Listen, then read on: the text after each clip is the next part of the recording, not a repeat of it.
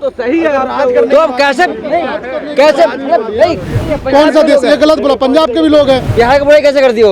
Actual में हम लोग जो इसको देख रहे हैं ना, अभी के चुनाव में देख रहे हैं, हम देख रहे हैं 25 के चुनाव से देखें, जो कांग्रेस का विरोधी वोटर था वो दो ही जगह वोट करता था, या तो शिवसेना को या बीजेपी को। क्या कर रहा बंदा ये?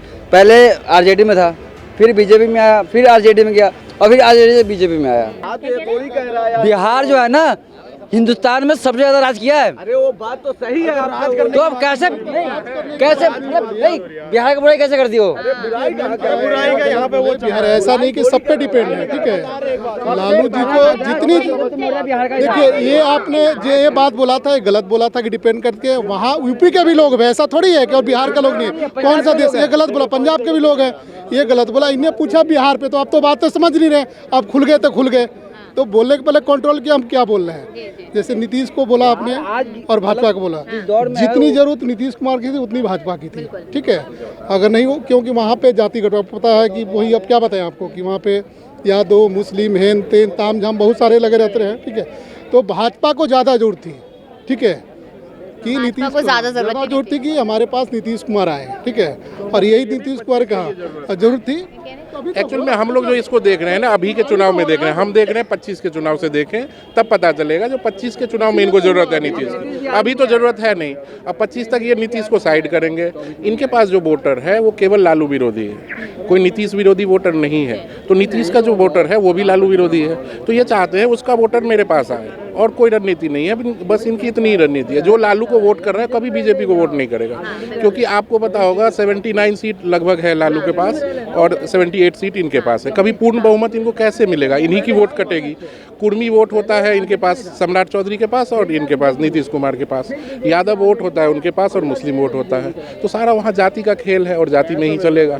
तो अभी अगर 24 की तो बात हम नहीं करेंगे क्योंकि नीतीश का कुछ रोल नजर नहीं आ रहा है, लेकिन अगर 25 की तरफ देखा जाए तो भाजपा को फायदा हो सकता है या नहीं? बहुत ज़्यादा फायदा होगा। भाजपा को फायदा इससे ये होगा, जो आप ये देखो, कायस्थ को बनाया एक उसने, इसको उप मुख्यमंत्री, और एक बनाया कुर्मी को। और एक कुर्मी ऑलरेडी लीडर है ही, मुख्यमंत्री जो है ही।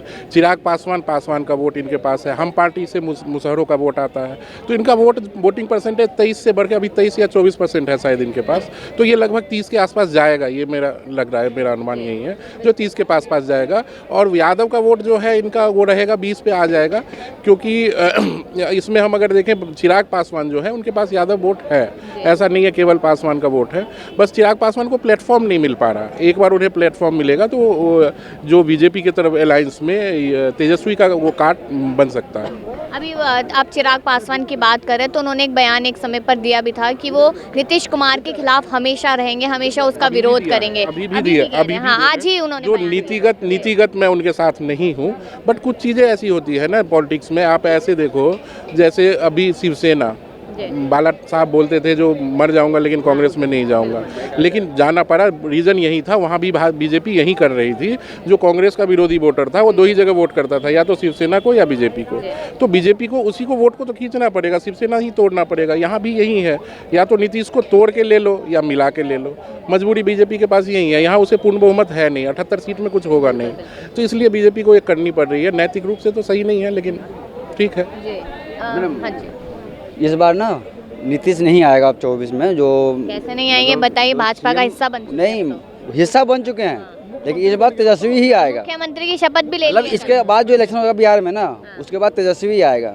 नीतीश का कोई वो नहीं है। ऐसा क्यों तेजस्वी यादव? क्योंकि लोग अब समझ रहे हैं कि मतलब क्या कर रहा बंदा ये। पहले आरजेडी में था, फिर बीजेपी में आया, फिर आरजेडी में गया और फिर आरजेडी से बीजेपी में आया। तो लोग देख रहे हैं कि भाई ये चलने वाला नहीं है। ऐसे मतलब ये सिर्फ राज करना चाहता है कि हाँ, हमें मुख्यमंत्री बने रहना है, प्रधानमंत्री भी बनना है उनको। अब ये बीजेपी में आ गए ना, इनका वो उम्मीद भी टूट गया। अब ये प्रधानमंत्री भी नहीं बन पाएंगे। अगर ये आरजेडी में रहते, अगर इंडिया अलायंस का गठबंधन में रहते तो पीएम बना देते उन्हें। नहीं, थोड़ा बहुत चांस था कि बन जाते, लेकिन ये संयोजक तो बनाया नहीं, प्रधानमंत्री कहाँ से बना देते? नहीं, वो इससे पहले चाहेगी, वो किसी को लाने भी नहीं चाहेगी कि मेरा कोई दूसरा प्रधानमंत्री बन सके, ठीक है, ऐसा ही है। देखिए, प्रधानमंत्री तो दूर की बात है, कांग्रेस पार्टी या सभी विपक्षी दल मिलके कोई एक पार्टी का गठबंधन विपक्ष का नेता भी नहीं चुन सकते, ऐसी हालत है उनकी आज की डेट में। और रही बात नीतीश कुमार और इन सब के लोचे लपाटे की या जो भी प्रॉब्लम्स चल रही हैं, 2024 के सेकंड हाफ में नीतीश कुमार इस्तीफ़ा देंगे, वो सेंटर में कोई मिनिस्ट्री, उनको सादी मिनिस्ट्री दे दी जाएगी।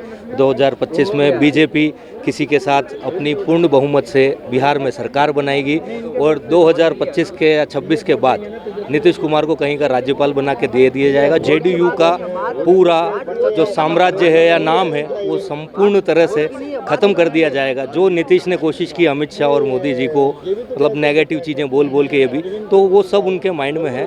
उनसे बड़ा रणनीतिकार कोई नहीं है। अमित शाह जी को सब माइंड में है कि उन्होंने कहा कि हम नीतीश को वापस नहीं लेंगे, लेकिन फिर भी लिया, तो इसीलिए लिया क्योंकि वो ख़त्म कर देना चाहते हैं। और नीतीश अब ख़त्म हो चुके हैं, ख़त्म हो जाएंगे 2024 के एंड में, वो हट जाएंगे, सीएम नहीं रहेंगे, बीजेपी का सीएम बनेगा। 2025 में बीजेपी तेजस्वी यादव बन जाएंगे। देखिए वो सब जो जिसको सपोर्ट करता है वो उसका फेवर लेगा। मैं कहूँगा कि भाई मेरी कोई चॉइस है। रोजगार की बात है, उन्होंने 5 लाख लोगों को रोजगार दिया है। रोजगार सबसे जरूरी चीज़ है, रोजगार। जब आप रोजगार नहीं दोगे, काम नहीं दोगे, फिर कैसे होगा? आदमी भूखा तो मरेगा नहीं ना। तो तेजस्वी यादव ने दिया है। बिल्कुल रोजगार दिया, रोजगार पे बात करता है बंदा, हॉस्पिटलिटी पे बात करता है। जब बात करेगा रोजगार पे, हॉस्पिटलिटी पे, तो बात बनेगी। देखिए इसमें ऐसा है कि 10 साल के आसपास आरजेडी की सरकार भी रही कई बार। लालू यादव भी मुख्यमंत्री रहे, उनकी बीवी राबड़ी देवी भी रही, जिन्हें लिखना पढ़ना नहीं आता, अंगूठा लगाते हैं वो। और बिहार से मैक्सिमम आज तक आप पिछले 30 साल 40 साल की हिस्ट्री निकालेंगे तो 5 से 6 बड़ी जो मिनिस्ट्रीज़ रहीं वो बिहार से ही रही पूरे इंडिया में।